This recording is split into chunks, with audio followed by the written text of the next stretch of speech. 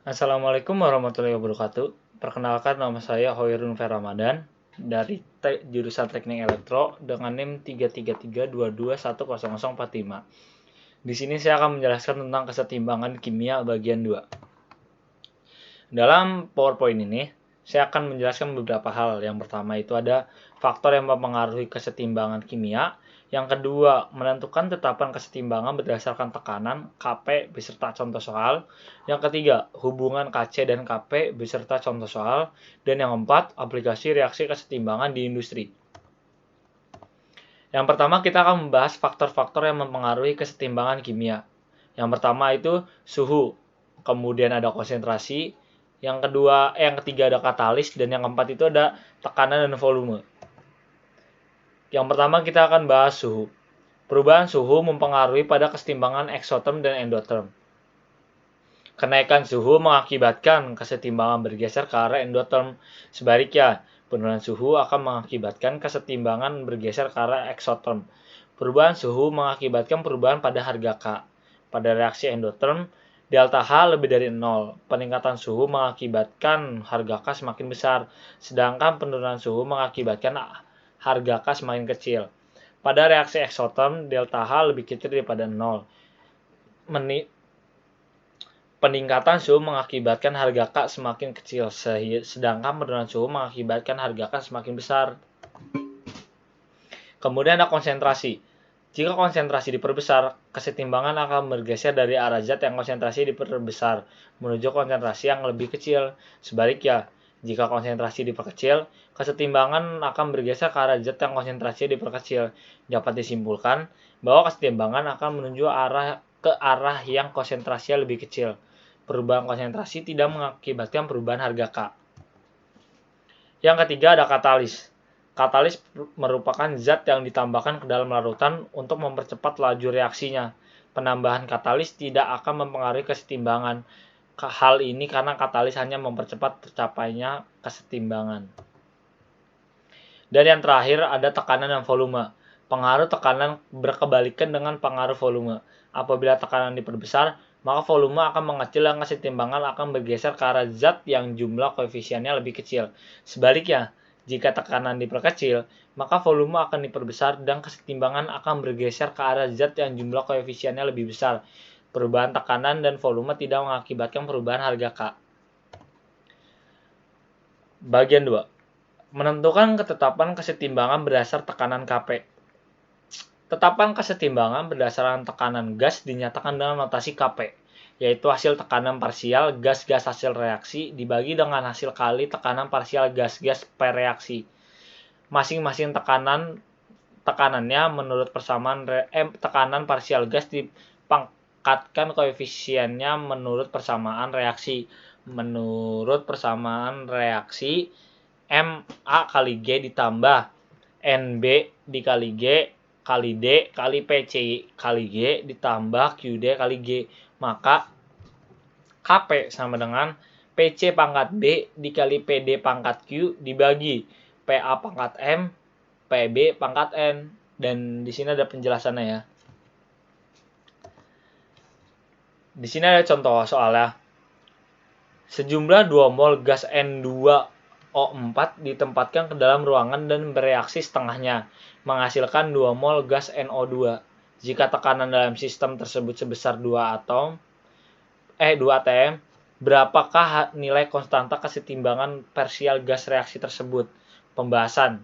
Yang pertama, terlebih dahulu tentukan konsentrasi zat pada keadaan setimbang. Jika gas N2O4 yang terdisosiasi menjadi gas NO2 hanya setengah, maka gas N2O4 yang tersisa adalah banyak 1 mol. Bisa dilihat. Kemudian kita mencari tekanan.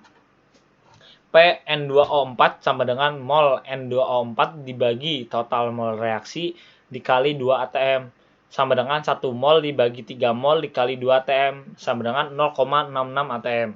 Kemudian nyari tekanan PNO2 sama dengan mol NO2 dibagi total mol reaksi dikali 2 atm sama dengan 2 mol dibagi 3 mol dikali 2 atm sama dengan 1,32 atm. Kemudian cari Kp-nya.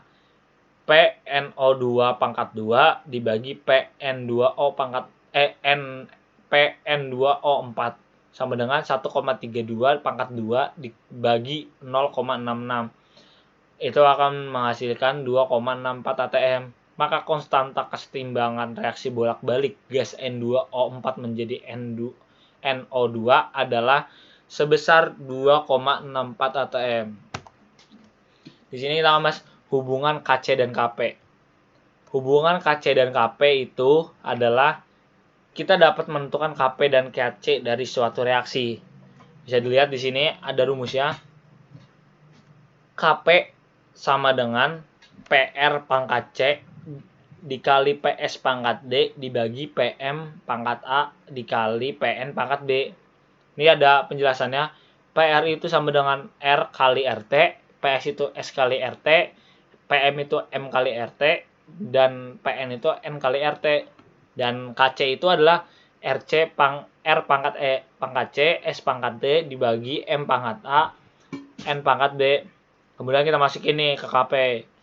R kali RT pangkat C dikali S kali RT pangkat D dibagi M kali RT pangkat A dikali N kali RT pangkat B.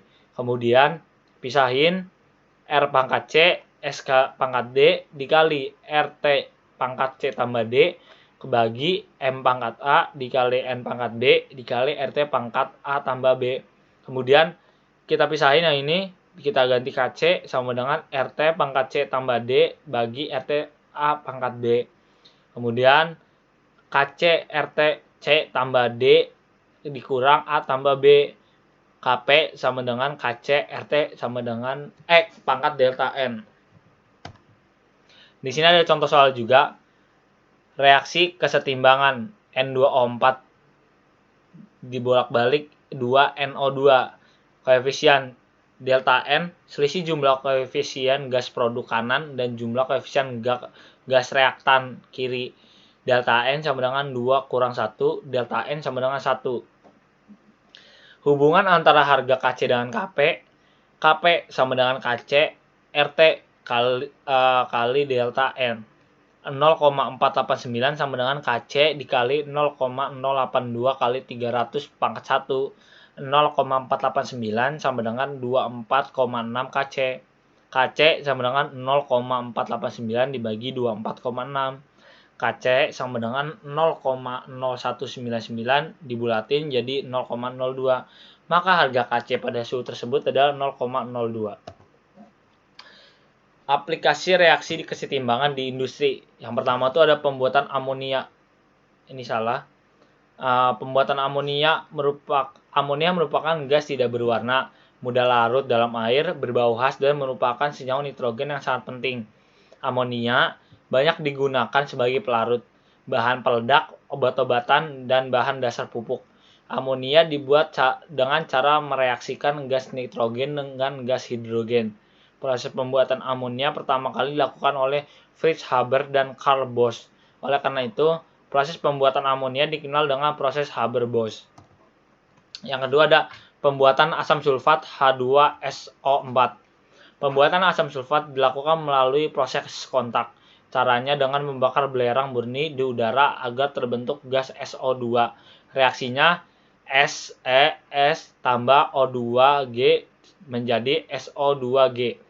Beberapa kegunaan asam sulfat sebagai berikut. Sebagai bahan dasar pada industri cat, plastik, aki, tekstil, dan bahan peledak. Yang kedua, digunakan pada proses pemurnian minyak tanah. Yang ketiga, sebagai bahan dasar pupuk amonium sulfat ZA dan asam fosfat H3PO4. Dan yang keempat, untuk menghilangkan karat besi pada baja sebelum dilapisi seng atau timah. Yang kelima, untuk membuat zat warna. Sudah selesai. Kurang lebih mohon maaf, hanya itu yang bisa saya sampaikan. Wabillahi taufiq wal hidayah. Wassalamualaikum warahmatullahi wabarakatuh.